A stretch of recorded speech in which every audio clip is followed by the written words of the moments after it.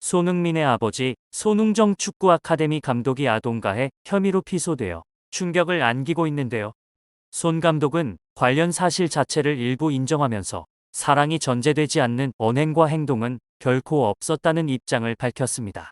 손흥정 감독과 코치 2명은 지난 3월 일본 전지훈련 도중 소속 선수들이 경기에서 지거나 훈련을 못한다는 이유로 선수에게 욕을 하고 코너플렉으로 엉덩이를 때린 혐의 등을 받고 있는데요.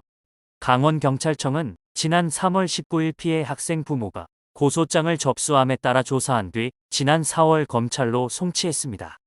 보도에 따르면 피해 아동의 부모가 아들이 가해 당한 사실을 알게 된 건 지난 3월인데요. 일본 전지 훈련을 마치고 돌아온 아들의 허벅지에서 멍자국을 발견했다고 합니다.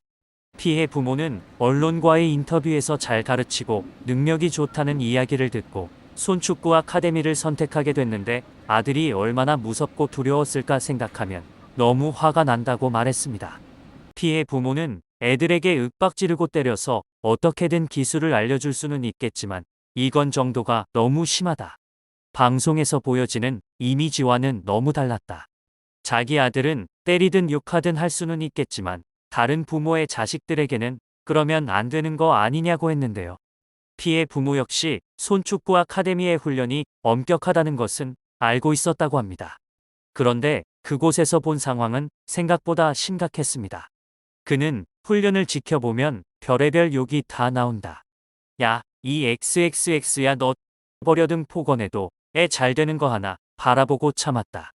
최고의 스포츠 스타를 키운 아버지니까. 무슨 종교 집단처럼 아무 말도 못하는 분들이 많았다. 굉장히 심각했다고 말했습니다. 이어 아이들에게 폭언, 구타가 자행된다는 현실에 참담하다. 다른 피해자가 없었으면 좋겠다고 말했습니다. 논란이 커지자 손 감독은 입장문을 공개했는데요. 손 감독은 가장 먼저 마음의 상처를 받은 아이와 그 가족분들께 깊은 사과의 뜻을 전한다.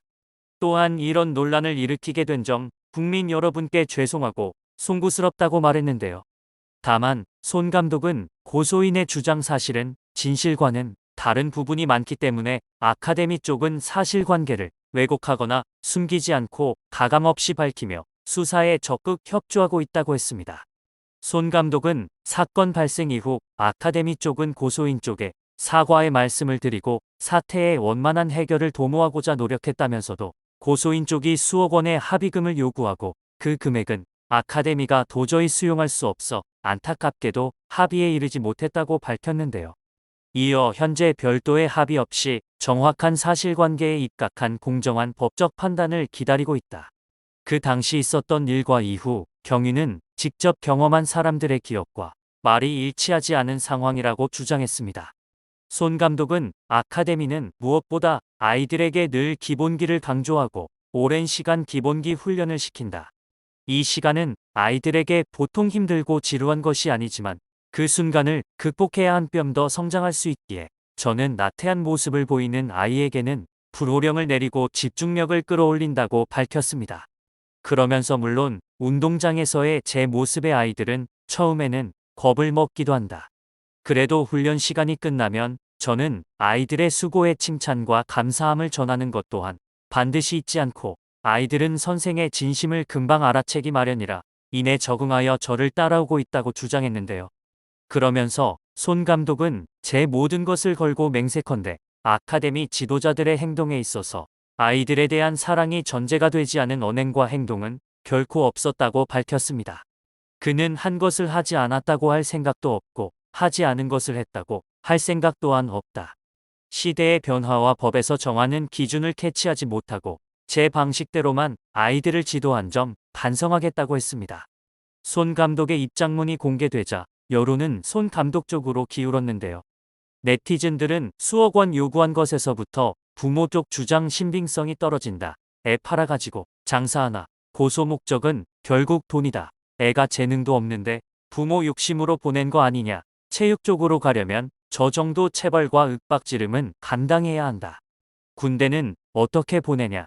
특히나 훈련 빡시게 하는 종목인데 이 정도로 상처받았다. 힘들다. 그러면 그만둬야지. 저렇게 약해 빠진 정신 상태로 운동을 어떻게 하냐. 축구하다 공에 맞아도 저 멍보다는 심하게 들겠다. 저 정도는 애들끼리 놀다가 다쳐도 생긴다. 원래 손흥정 훈련 빡시기로 유명하지 않나.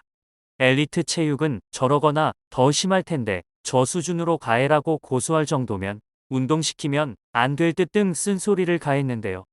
여론이 안 좋아진 가운데 손 감독의 입장문에 대해 피해 아동 측은 즉각 반박했습니다. 피해 측 변호인은 마치 본인들은 잘못이 없고 피해자 측을 거액의 합의금을 요구하는 사람으로 모함하고 있다.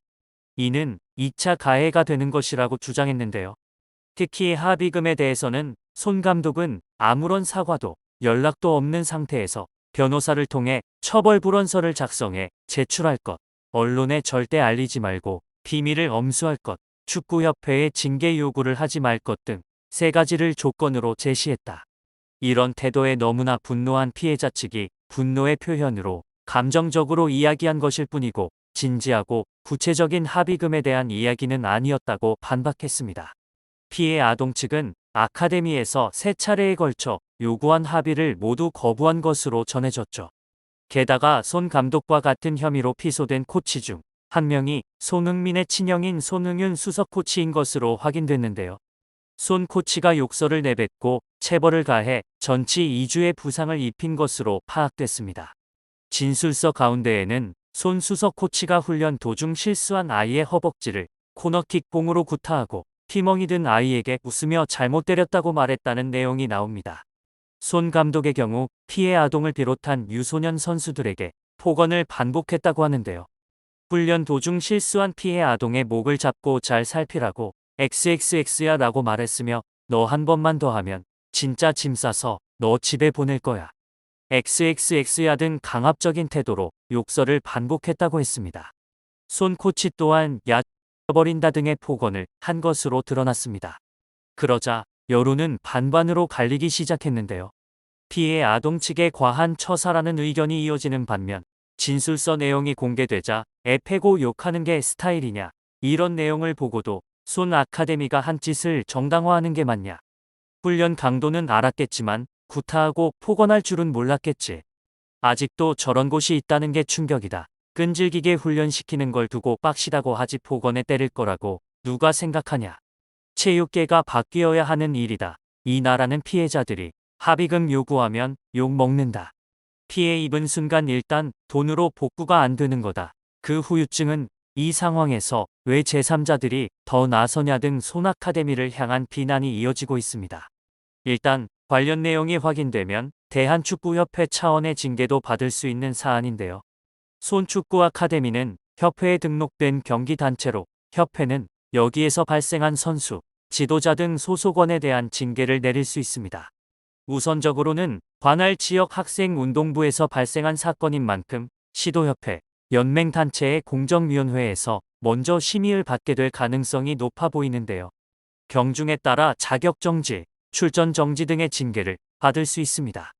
협회 관계자는 관련 내용에 대해 제소가 이루어지지 않아 판단하기 어렵다.